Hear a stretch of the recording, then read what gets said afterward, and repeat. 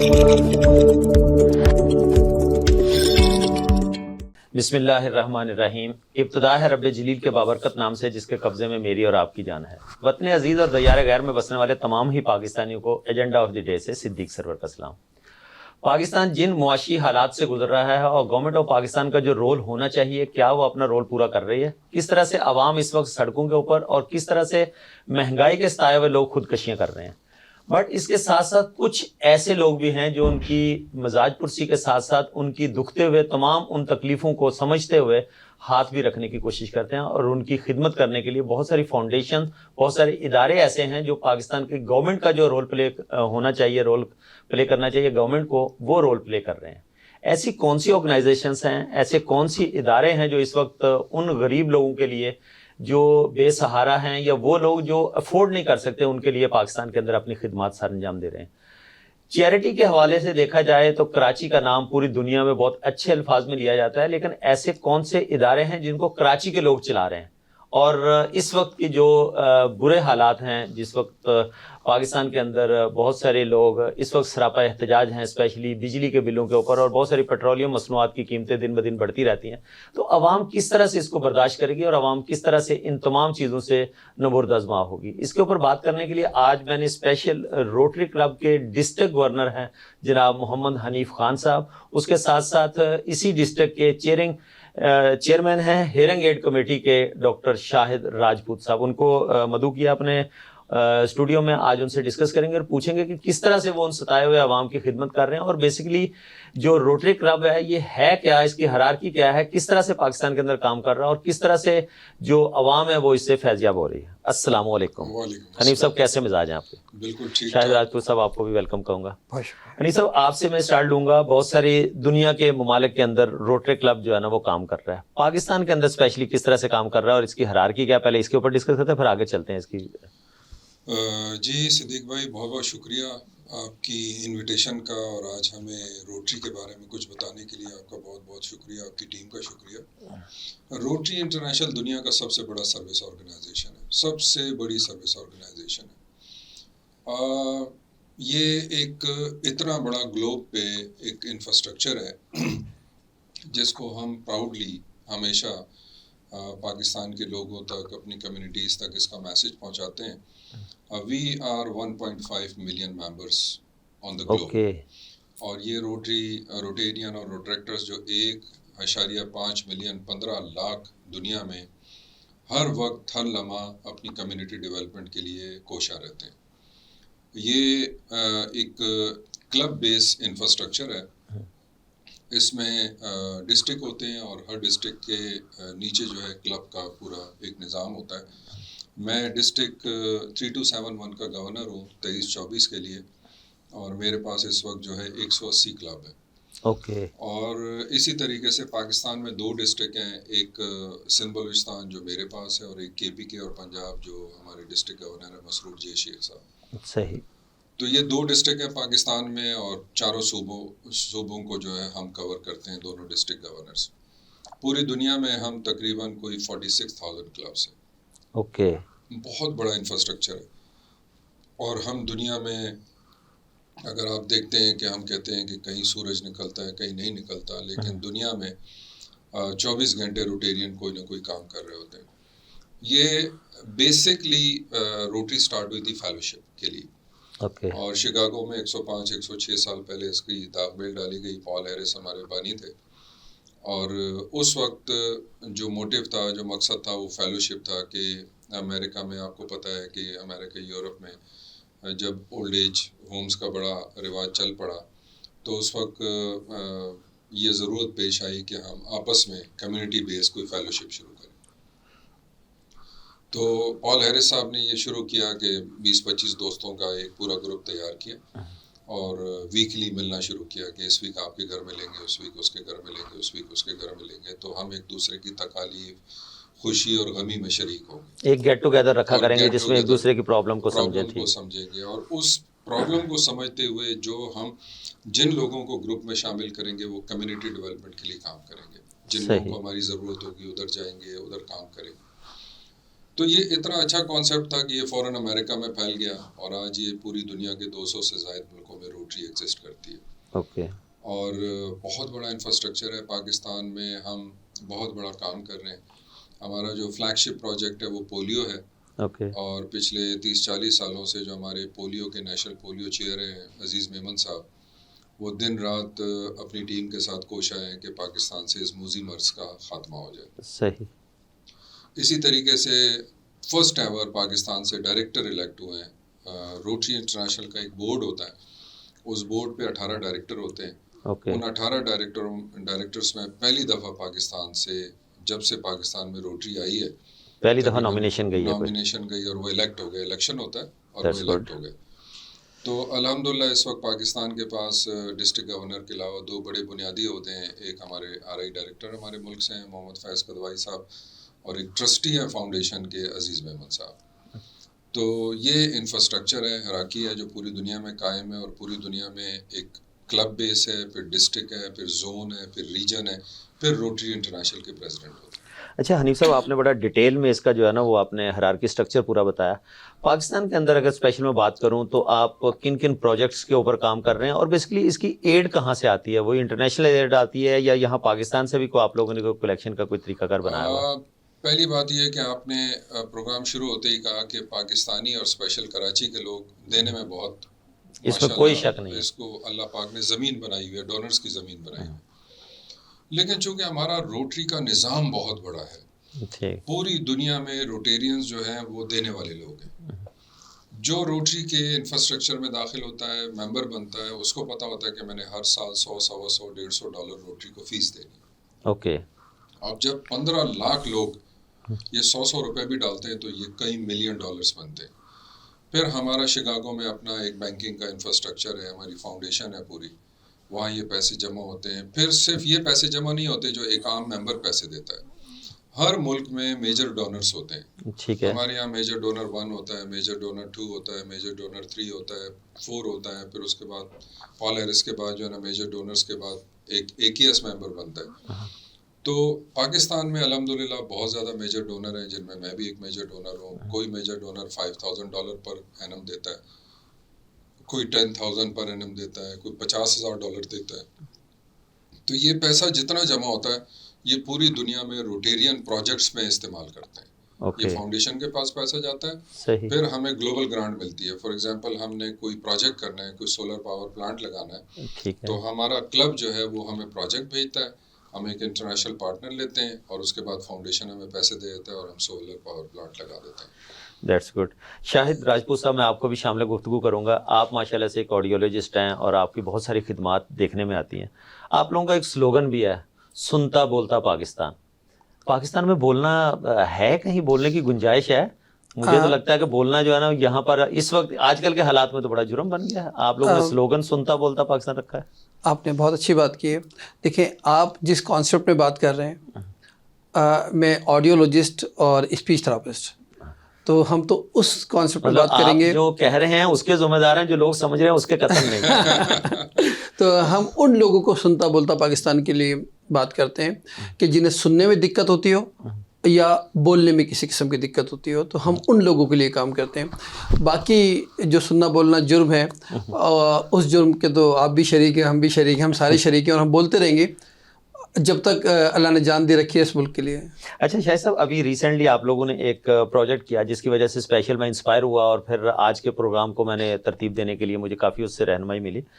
Recently آپ لوگوں نے ٹھٹھا, بدین اور اس جو ایریاز ہیں, بیکورڈ ایریاز کہوں گا میں اس کو, انٹیریئر کے اندر, وہاں پر جا کے آپ نے کیمپس لگائے. آپ اپنی مصروفیات سے ٹائم نکال کے یہ ایک چیریٹی کے کام کے لیے جب جا رہے ہیں, تو یہ کیا سمجھتے ہیں کہ وہاں پر گورنمنٹ کی طرف سے کوئی اس طرح کی فیسلٹیز ہیں, نہیں ہیں, ہونی چاہیے, یا جہاں پر آپ پہنچ رہے ہیں وہاں پر لوگوں کی کس طرح کی آبادی کیسی ہے, وہاں پر لوگ کیا گورنمنٹ سے امیدیں رکھتے ہیں یا پرائیویٹ سیکٹر سے ہی امید لگائی ہوئی ہے انہوں نے اب؟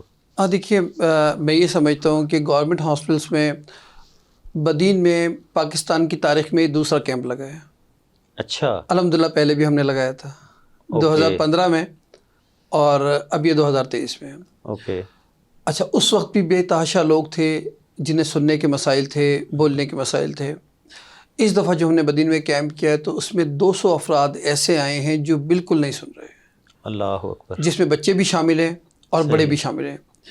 جن بڑوں کا ہم نے اسسمنٹ کیا انہیں اس سے کوئی غرض نہیں تھی کہ وہ کسی طرح سننے کے قابل ہو جائیں. ان کو اس بات سے غرض تھی کہ ان کا ایک سرٹیفکیٹ بن جائے جس کے ذریعے ان کے شناختی کارڈ پہ ڈیف لکھ دیا جائے اور ان کو اس کی وجہ سے بینیفٹ مل جائے کچھ. اچھا, مطلب ان کو یہ اویئرنیس ہی نہیں ہے کہ ان کو ڈیوائس لگ جائے گی تو ان کو کچھ فائدہ ہوگا. پھر کیونکہ ہمارے پاس وہ اکوپمنٹ نہیں تھے جن سے ہم بچوں کا ٹیسٹ وہاں کر سکتے, ہم نے ان بچوں کو رجسٹرڈ کیا اور اس میں MLCA ایک ادارہ ہے ڈاکٹر مصطفیٰ والا, انہوں نے وہاں سب آرگنائز کیا. کچھ ہم نے اپنے دوستوں کو فون کیے, انہوں نے آرگنائز کیا, تو یہ بچے جمع ہوئے.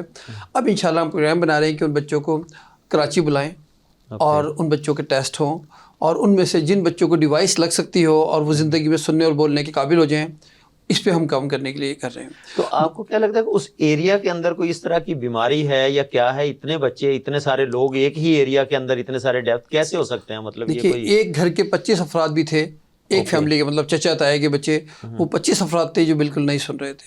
اس میں یہ ہوتا ہے کہ کزن میریجز اس کا ایشو ہے, اور جب وہاں کچھ ایسی بیماریاں ہوتی ہیں گاؤں دیہات میں جن بیماریوں کو پراپر ٹریٹمنٹ نہیں کیا جاتا تو ڈیفنس کی طرف جا رہی ہوتی ہیں. پھر ہمارے یہاں ایک رجحان اور ہے جی اپنے آپ کان صاف کرنے کا. اچھا, گاؤں دیہات میں جو لوگ اپنے آپ کان صاف کرتے ہیں تو اس میں وہ اکثر اپنے پردے کو ڈیمیج کر لیتے ہیں. اوکے, جب وہ پردہ ڈیمیج ہوتا ہے تو اس سے انفیکشن ہوتا ہے اور آہستہ آہستہ وہ پرماننٹ ڈیفنس کی طرف جا رہا ہوتا ہے. پھر بے تحاشا ہم نے ایسے لوگ دیکھے جن کو پتہ ہی نہیں ہے کہ اس کا کوئی علاج بھی ہے.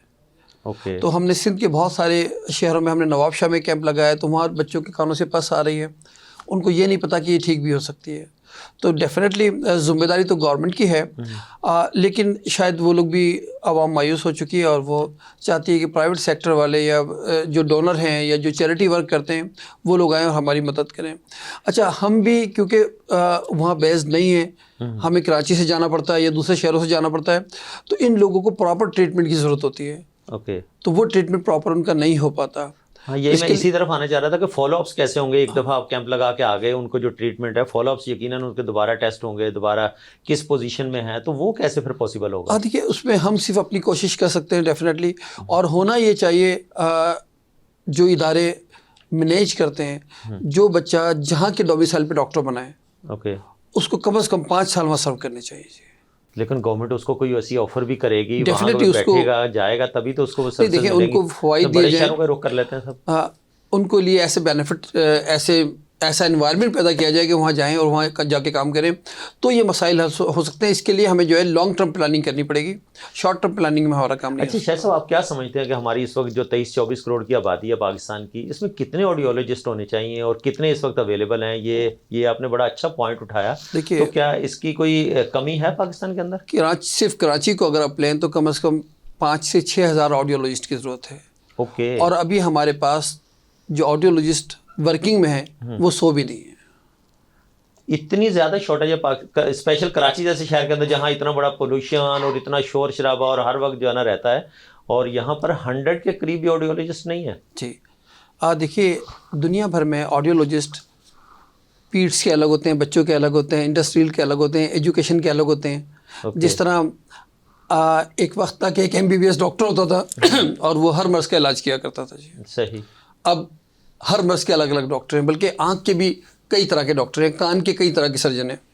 تو اسی طرح آڈیولوجسٹ جو ہے وہ بھی مختلف شعبوں کے ہوتے ہیں, لیکن بدقسمتی یہ ہے کہ اس پہ اتنا کام نہیں ہو رہا ہے اس شعبے پہ, بلکہ سندھ گورنمنٹ کے بہت ہی کم ادارے ہیں جہاں آڈیولوجسٹ کی پوسٹ ہے. اچھا, اداروں کے اندر بھی پوسٹ بھی آڈیولوجسٹ کی پوسٹ نہیں ہے. ہمارے بڑے ہاسپٹل جو ہیں ان میں آڈیولوجسٹ کی پوسٹ نہیں ہے. ہم نے ایک کیمپ لگایا تھا جیکب آباد میں جمس میں. اوکے, وہاں ہم نے ایک پوسٹ کریٹ کروائی, وہاں آڈیولوجسٹ اپوائنٹ کروایا, اور الحمدللہ یہ ہم نے 17 گریڈ میں آڈیولوجسٹ اپوائنٹ کروایا. پوسٹ کریٹ ہو کے کرے گی بھی کیا جب آڈیولوجسٹ ہی نہیں ہے؟ آپ نے کہا کہ کراچی جیسے شہر میں 5 سے 6 ہزار لوگوں کی ضرورت ہے, بٹ 100 بھی نہیں ہے, تو اگر پوسٹ کریٹس بھی ہوں گی تو وہ تو خالی رہیں گی. نہیں دیکھیے جب پوسٹ کریٹ ہوں گی تو لوگ اس شعبے کی طرف آئیں گے. لوگ یہ سمجھتے ہیں کہ جی شعبے کی طرف ہم جائیں گے تو ہمیں کوئی فائدہ نہیں ہوگا.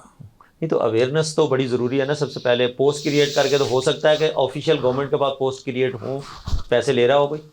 اب یہ تو خیر میں نہیں جانتا اس بارے میں, لیکن ہم اور آپ جو کام کریں گے, میں تو بہت ساری امیدیں لگائی جا سکتی ہیں اس طرح. دیکھیے ہم 2011 میں انگلینڈ سے پڑھ کے آئے الحمدللہ, اور جب سے ہم ٹی وی ٹاک شو بھی کر رہے ہیں, اخبارات میں انٹرویو بھی, اپنے کیمپس بھی یہ سمجھیں کہ ابھی تک ہم 1 لاکھ سے زیادہ لوگوں کی فری ہیرنگ اسکریننگ کر چکے ہیں, ہزاروں ہیرنگ ایڈ لگا چکے ہیں, روٹری کلب کے پلیٹ فارم سے بھی ہم بے تحاشا کیمپ کر چکے ہیں.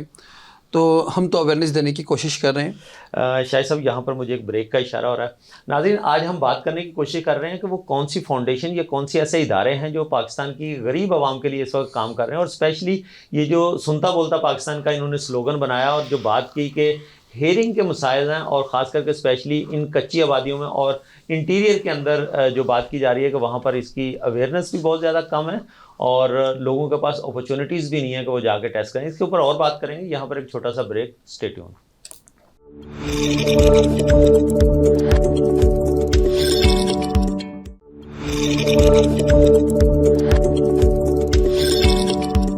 ویلکم بیک ناظرین. بریک کے بعد دوبارہ خوش آمدید کہتا ہوں. جس طرح بریک پہ جانے سے پہلے ہم بات کر رہے تھے کہ آڈیولوجسٹ کی اس وقت پاکستان کے اندر کافی حد تک کمی ہے. کراچی جیسا شہر جہاں پر 5 سے 6 ہزار آڈیولوجسٹ جیسے شاہد صاحب بتا رہے تھے کہ ان کی ضرورت ہے, بٹ 100 کے قریب بھی اویلیبل نہیں ہے. اس پہ کس طرح سے آگے کام کیا جا سکتا ہے, اپرچونیٹیز کیسے کریٹ کی جا سکتی ہیں؟ ہمارے پاکستان سے پہلے ہی برین ڈرین ہو رہا ہے. اپرچونیٹیز نہ ہونے کی وجہ سے ہماری جو ینگ جنریشن ہے وہ پاکستان کو چھوڑ کے باہر جا رہی ہے. لیکن جو ادارے ابھی بھی کام کر رہے ہیں اور اچھا کام کر رہے ہیں اس کی ہم یہاں پر بات کرنے کی کوشش کر رہے ہیں. اسپیشلی ڈسٹرکٹ گورنر روٹری کے حنیف خان صاحب ہمارے ساتھ موجود ہیں. حنیف صاحب, میں آپ کی طرف آؤں گا بریک کے بعد. جس طرح سے شاہد صاحب نے بتایا کہ روٹری نے ابھی یہ جو بدین اور ٹھٹھا اور اس ایریا کے اندر کیمپس لگائے, اس کے علاوہ ہیرنگ مسائل کے علاوہ اور کس ایسی ڈیزیز ہیں جس کو آپ کور کرتے ہیں, اور آپ کے اس طرح کے کیمپس جو ہے نا وہ مختلف آبادیوں میں یا رورل ایریاز میں جو ہے نا وہ آپ لگاتے ہیں؟ بیسیکلی روٹری جو ہے وہ زندگی کے تمام ان مسائل پہ کام کر رہی ہے. اوکے. اور جیسے شاہد صاحب ہمارے کلب کے ممبر بھی ہیں اور ہماری ڈسٹرکٹ کے چیئر بھی ہیں ہیرنگ ایڈ کے. یہ تو بہت بڑا کام کر رہے ہیں. ہم نے پچھلے 3-4 سالوں میں ان کے ساتھ کئی کیمپ کیے, اور شاید پہلی دفعہ ایسا ہوا کہ ہم روٹری جب آن بورڈ ہوئی ہے تو ہم تمام انٹیریئر کے علاقوں میں چلے گئے. اوکے. ہم نے بلوچستان میں وہاں کیمپ کیے ہیں جہاں پہلے کبھی کیمپ نہیں ہوئے. اوکے. ہم ارماڑا چلے گئے, گوادر چلے گئے, گڈانی چلے گئے, اور اسی طرح ہم یہ جام شورو حیدرآباد سے ٹھٹا بدین یہ سارے علاقے ہم نے کور کیے. روٹیرین بیسیکلی چونکہ بڑی تعداد میں موجود ہیں, ہمارے پاس اس وقت 6 سے 7 ہزار روٹریکٹر اور روٹیرین ہیں سندھ بلوچستان میں. آپ کے ڈسٹرکٹ میں؟ جی, میرے ڈسٹرکٹ میں. اور یہ جو 6-7 ہزار میری ممبرشپ ہے روٹریکٹر روٹیرین ملا کے, یہ دن رات ہر قسم کی کمیونٹی ڈیولپمنٹ کے پروجیکٹس کرتے ہیں. ہمارے جو بیسک پروجیکٹ ہیں, جیسے میں نے پہلے ذکر کیا کہ ہمارا تو پوری دنیا میں ہم سب سے بڑے اسٹیک ہولڈر ہیں پولیو ایریڈیکیشن. اوکے. اور پوری دنیا میں 35-40 سالوں میں جب روٹری نے یہ ذمہ اٹھایا تھا تو دنیا میں 200 سے زائد ملکوں میں پولیو تھا. اور آج الحمدللہ after the struggle and the war against the polio, ہم نے اس پولیو ایریڈیکیشن میں 35-40 سال لگانے کے بعد جو ٹائم لگایا وہ تو ایک الگ چیز ہے جو روٹیرین نے لگایا, but we have donated $2.7 billion. Okay. ہم نے دنیا میں روٹری نے $2.7 بلین کنٹریبیوٹ کر کے اس موذی مرض کا خاتمہ کیا. اور اس وقت پورے گلوب پہ صرف ایک ریڈ ڈاٹ ہے, وہ پاکستان افغانستان ہے جہاں پہ یہ پولیو موجود ہے. باقی پوری دنیا سے ختم ہو چکا ہے. انڈیا بھی پولیو فری ہو چکا ہے اور ہمارے زون کے بقیہ ممالک بھی پولیو فری ہو چکے ہیں. ہمارے کچھ مسائل ہیں افغانستان کے اوپن بارڈر کی وجہ سے, کچھ ریلیجیس ریلیکٹنسی ہے, کچھ مسکنسیپشن ہے, لیکن الحمدللہ تقریباً 2-2.5 سالوں میں سندھ میں اب کوئی پازیٹیو کیس نہیں ہوا. اور انشاءاللہ ہم پوری امید ہے, وی آر ویری کلوز کہ ہم انشاءاللہ we will eradicate polio from Pakistan very soon انشاءاللہ. اس کے علاوہ ہم سولر پاور پلانٹ پہ کام کرتے ہیں, اور ریموٹ ایریاز میں ہمارے پاس گلوبل گرانٹس ہیں. ہم وہاں پہ UCs کے ساتھ سسٹم بنا کے سولر پاور پلانٹ لگاتے ہیں. ہم نے بہت سارے گورنمنٹ کے اسکول اڈاپٹ کیے ہوئے ہیں پبلک پرائیویٹ پارٹنرشپ کے تحت. ہم ان اسکولوں پہ کام کرتے ہیں, ان کو رینوویٹ کرتے ہیں. اس میں ماشاءاللہ ابھی 14 اگست میں کچھ ایسے اسکولوں میں گیا ایز اے ڈسٹرکٹ گورنر جہاں مجھے پہلے کبھی زندگی میں پتہ نہیں چلتا اگر میں ڈسٹرکٹ گورنر نہیں ہوتا کہ مختلف کلبس نے مختلف اسکول جو ہے وہ اڈاپٹ کیے ہوں. لائک میں بہار کالونی لیاری گیا. بہار کالونی جیسے اسکول میں لیاری میں ایک میرا روٹری کلب ہے, Rotary club Karachi coastal city, وہ مجھے وہاں پہ فلیگ سرمنی اور کیک کٹنگ کے لیے مجھے انوائٹ کیا انہوں نے ایز اے چیف گیسٹ. تو میں جب اس اسکول گیا اور وہاں انہوں نے مجھے پریزنٹیشن دی کہ 2017 میں وہ اسکول انہوں نے اڈاپٹ کیا. تو اس وقت وہ صرف ایک کچرا, یہ وہ گورنمنٹ اسکول ہیں جو انہوں نے اڈاپٹ کر لیا. اوکے. وہ کچرا کنڈی تھا اور اس میں صرف ہیروئن پینے کے لیے آتے تھے. صحیح. وہ کوسٹل سٹی نے پورا کا پورا رینوویٹ کیا, پرنسپل صاحب ساتھ مل گئے, وہاں ٹیچر مل گئے, علاقہ مل گیا, کمیونٹی مل گئی. آج الحمدللہ وہاں پہ 600-700 بچہ پڑھتا ہے, کمپیوٹر لیب ہے, وہاں پہ ہر چیز دنیا کی سہولت موجود ہے. اور ہم ان کو اس کے لیے فنڈنگ پوری روٹری کلب خود کرتا ہے, کوسٹل سٹی خود کر رہا ہے.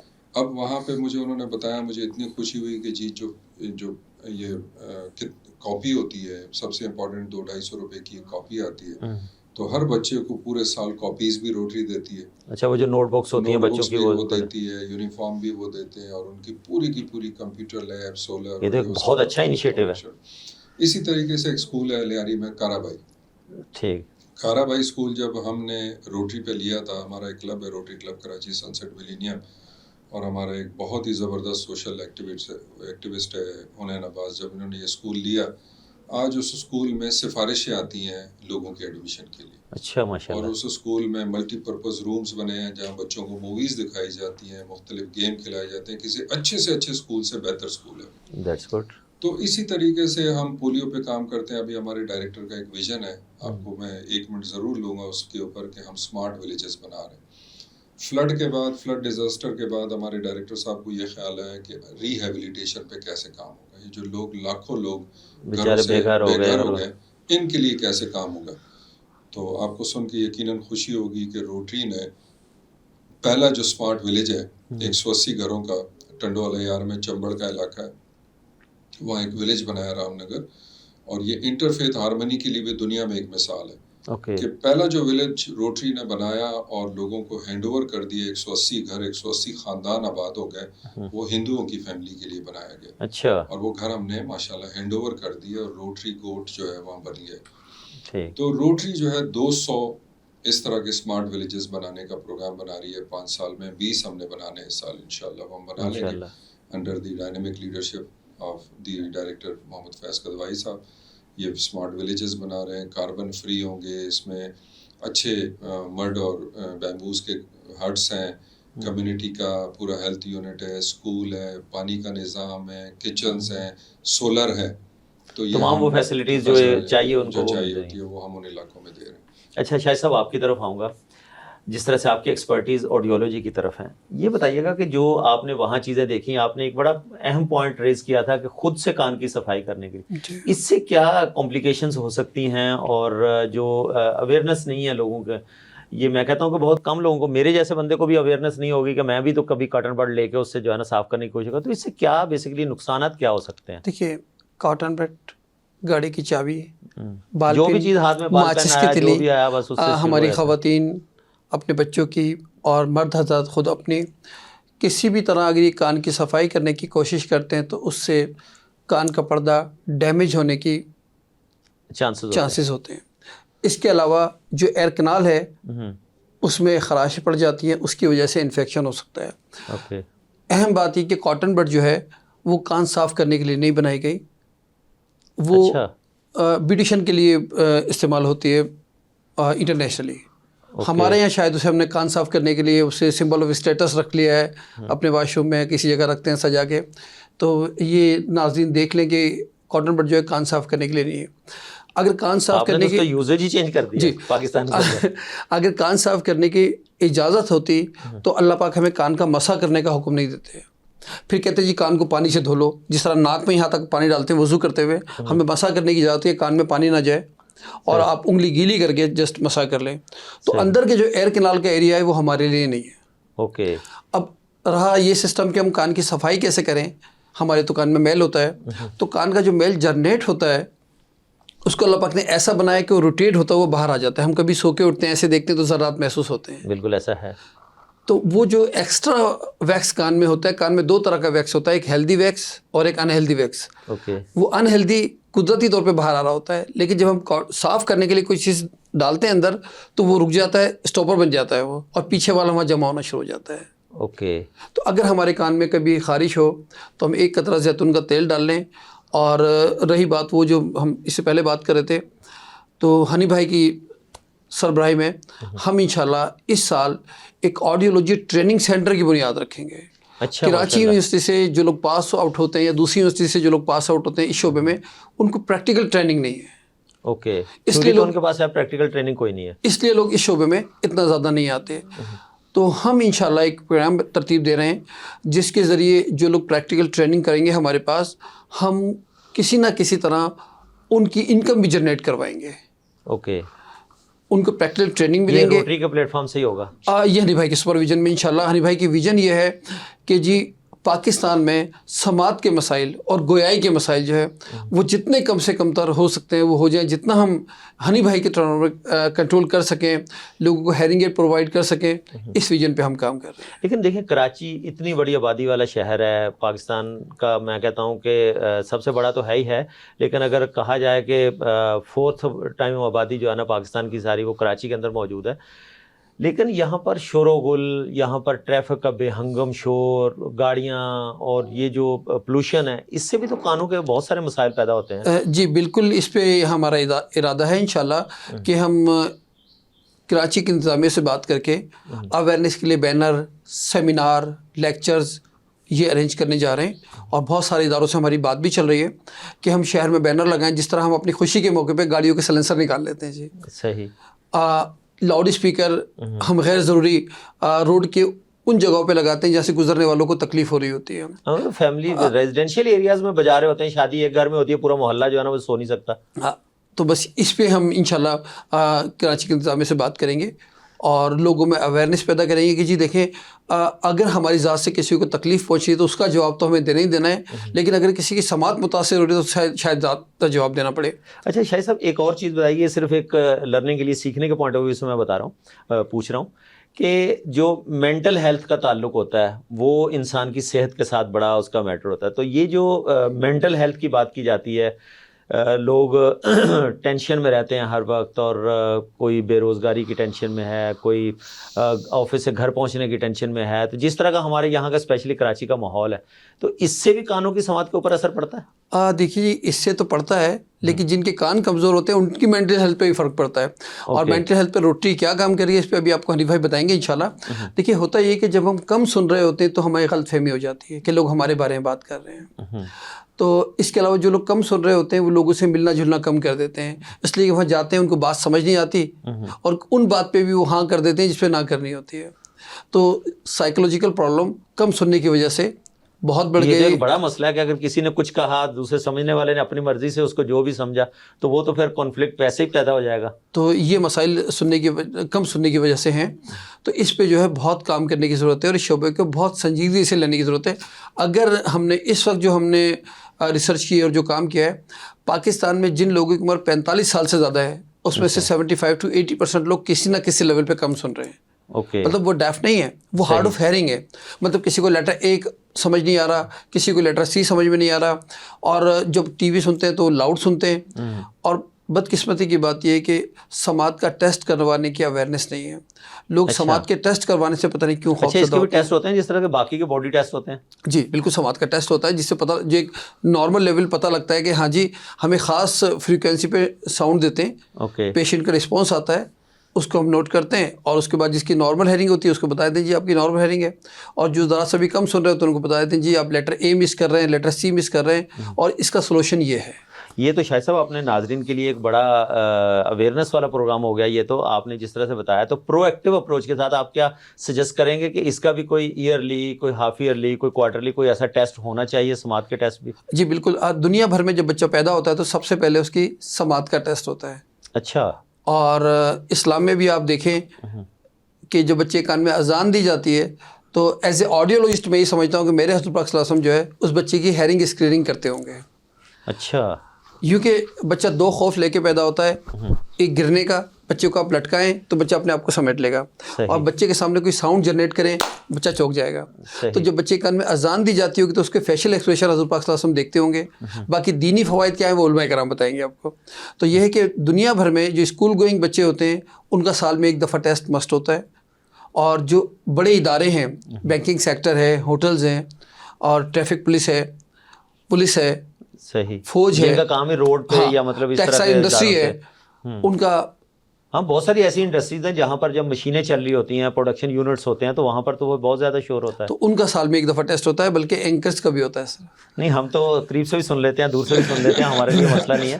تو یہ تو ایک بڑا آپ نے الارمنگ وہ کر دیا کہ مطلب جو انڈسٹریز ہیں وہاں پر جو شور شرابہ زیادہ ہوتا ہے مشینری کی وجہ سے، تو وہاں پر بھی ان کے جو ہے نا وہ HSC جو بھی ان کی کمیٹی یا جو بھی ڈپارٹمنٹ ہے تو وہ اس کے اوپر وہ کرتا ہوگا. جی ہم نے جو کیمپنگ کی، آج تک پاکستان میں جو سب سے زیادہ ہیئرنگ لاس آیا ہے وہ ASF کا ہے، ایئرپورٹ سیکیورٹی فورس.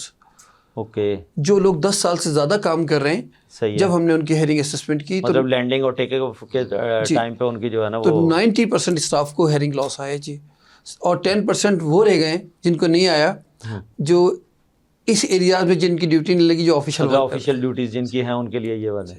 اچھا، تو اس میں آپ نے جس طرح سے ٹیسٹ کے بارے میں کہا، تو اس کے لیے کوئی میڈیسنز بھی ہوتی ہیں پھر؟ دیکھیے لاسز جو ہے وہ 3 طرح کے ہوتے ہیں. اوکے، کنڈکٹیو ہیئرنگ لاس، سینسیٹیو ہیئرنگ لاس اور مکسڈ ہیئرنگ لاس.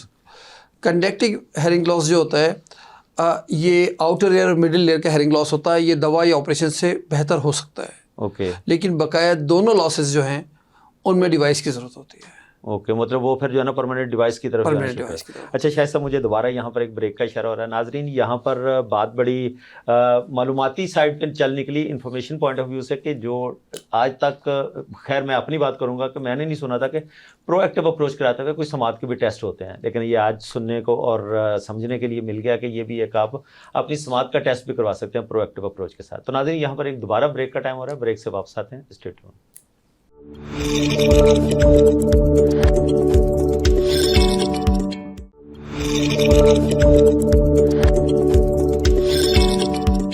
ویلکم بیک ناظرین. بریک کے بعد دوبارہ خوش آمدید کہوں گا. جس طرح سے آج بڑی دلچسپ گفتگو اس سے پہلے والے بریک میں ہوئی کہ کس طرح سے ہمیں اپنی سماعت کے ٹیسٹ بھی کروانے چاہیے اور کیسے ہمیں اس سے بچنا بھی چاہیے کہ شور شرابے سے تھوڑا دور رہنا چاہیے. لیکن ہماری جو کراچی کی لائف ہے کیسے شور شرابے سے دور رہ سکتے ہیں، اس کے ساتھ ساتھ ہم نے بات کرنے کی کوشش کی کہ روٹری کلب جو ہے وہ کس طرح سے کام کر رہا ہے اور اس کی ہیرارکی کی پوری ہم نے ڈسکشن کی.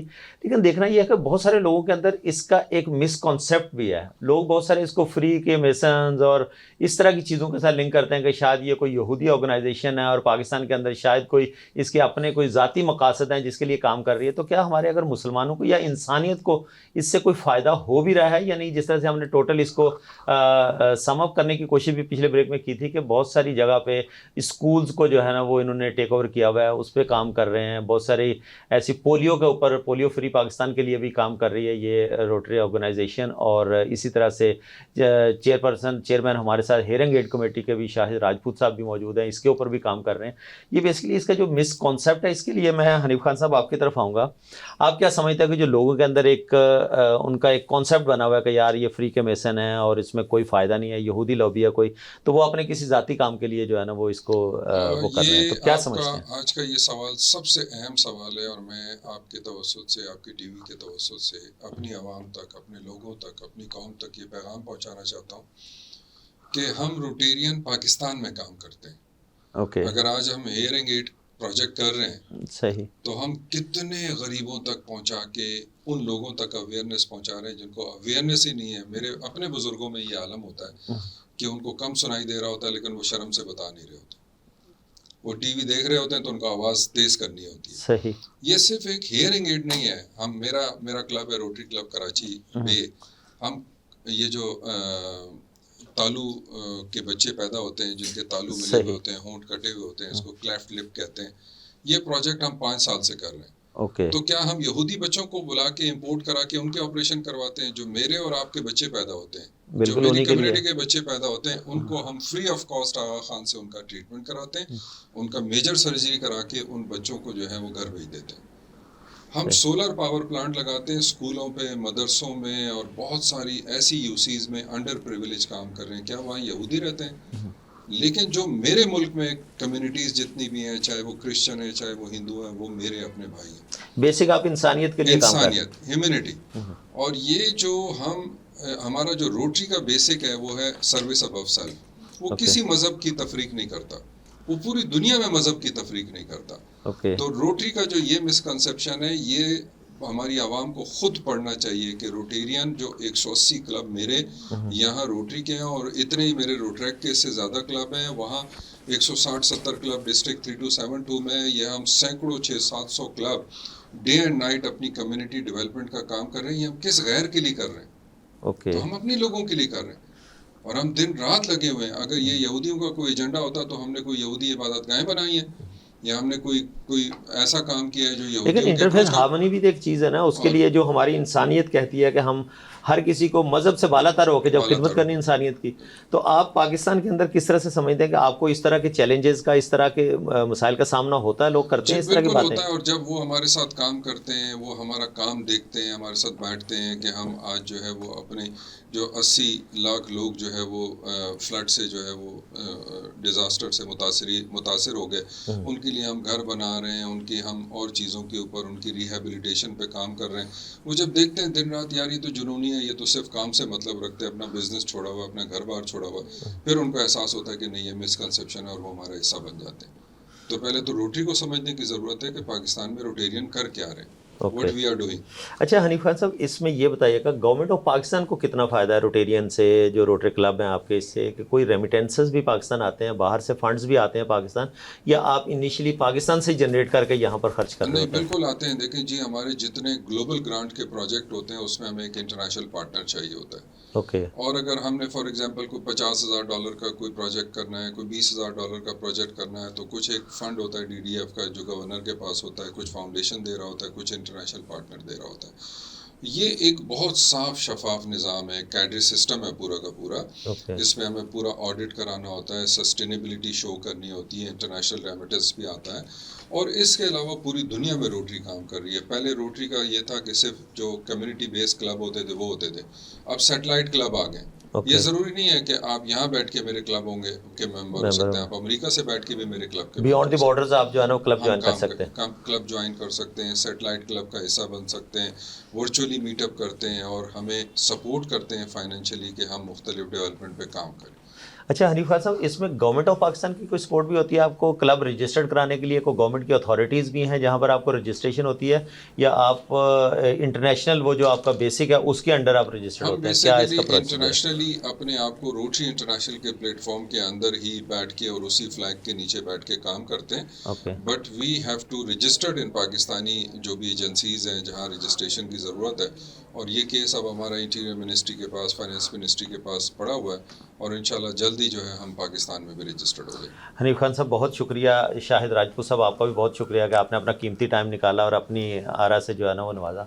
ناظرین, آج ہم نے بات کرنے کی کوشش کی کہ روٹری کلب پاکستان کے اندر کس طرح سے کام کر رہا ہے اور دنیا کے اندر کس طرح سے کام کر رہا ہے. بیسیکلی یہ ہرارکی کیا ہے اس کی, اور جو مس کانسیپٹ ہے, لوگ اس کو کچھ عجیب سے اس میں پیرائے میں لے کے اپنے آپ خود سے ہی اس کے سوال دے کے اس کا جواب ڈھونڈتے رہتے ہیں, اور اس کو کچھ ایسی چیزوں کے ساتھ لنک کر دیتے ہیں کہ شاید یہ کسی ایجنڈے کے تحت کام کر رہے ہیں. لیکن جس طرح سے ڈسٹرکٹ کے گورنر حنیف خان صاحب نے ڈیٹیل کے ساتھ بتایا کہ یہ پاکستان کی اس غریب عوام کے لیے کام کر رہے ہیں بیسیکلی, جو ایک جن کو ایک ضرورت ہے. بیسیکلی تو یہ کام گورنمنٹ آف پاکستان کے ہیں, لیکن گورنمنٹ آف پاکستان بھی کہاں کہاں پہنچ سکتی ہے. تو اس طرح سے بہت ساری جو آرگنائزیشنز ہیں, جو اس طرح کی NGOs ہیں, وہ کام کرتی ہوئے دکھائی دیتے ہیں. جس طرح سے شاہد راجپوت صاحب نے بتایا کہ پاکستان کے بہت سارے علاقے ایسے ہیں جہاں پر بہت اویئرنیس کی ضرورت ہے. لوگوں کے پاس اس چیز کا کانسیپٹ ہی نہیں ہے کہ ہم شاید ٹیسٹ بھی اس کے کرا سکتے ہیں. جیسے انہوں نے بھی بتایا کہ بدین کی سائڈ پہ اور ٹھٹھا کی سائڈ پہ انہوں نے جا کے کیمپنگ کی اور لوگوں کو اس بارے میں جو ہے نا وہ بتایا, اور اس کے لیے لوگوں کو جو اس کی ڈیوائسز تھیں وہ بھی لگائی گئی. تو دیکھنا یہ ہے کہ ہماری گورنمنٹ کیا کیا کرے گی.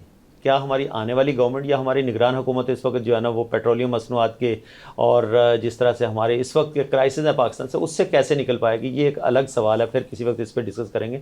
لیکن پاکستان کو اس وقت جن کیش فلوز کا سامنا ہے, جس حالات میں اس وقت پاکستان کے لوگ زندگیاں گزار رہے ہیں, بجلی کے بل نہ پے کرنے کی وجہ سے لوگ خودکشیاں کر رہے ہیں, تو ان عوام کو 2 وقت کی روٹی کیسے میسر ہو سکتی ہے؟ وہ لوگ کیسے گزارا کر سکتے ہیں جو اس وقت پاکستان کے دہاڑی دار طبقہ کہہ لیں, وہ اپنی کس طرح سے اپنے علاج معالجے کے لیے پیسہ کہاں سے نکالیں گے؟ تو یہ وہ فاؤنڈیشنز ہیں, وہ آرگنائزیشنز ہیں, وہ NGOs ہیں جو غریب عوام کے لیے کام کر رہی ہیں. تو اس طرح سے روٹری کے اوپر آج ہم نے بات کرنے کی کوشش کی اور اس کا پورا اسٹرکچر سمجھا. مجھے امید ہے کہ آپ اپنا اور ریاست پاکستان کا بہت سارا خیال رکھیں گے. آج کے اس ایپیسوڈ سے صدیق سرور کو دیجیے اجازت. اللہ حافظ.